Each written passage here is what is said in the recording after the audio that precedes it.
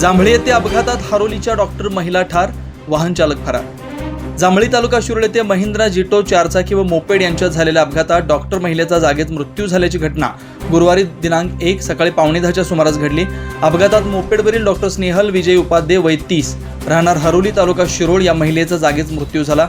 या प्रकरणी महिंद्रा जिटो क्रमांक MH09 EM 7109 चालक सूर्यकांत अण्णा कोरडे राहणार नांदणी तालुका शिरोळ याच्या विरुद्ध गुन्हा दाखल झाला असून आरोपी फरार आहे। अधिक माहिती अशी, हारोली येथील डॉक्टर स्नेहल उपाध्याय या आपल्या मोपेडवरून जांभळी मार्गे कामावर जात होत्या।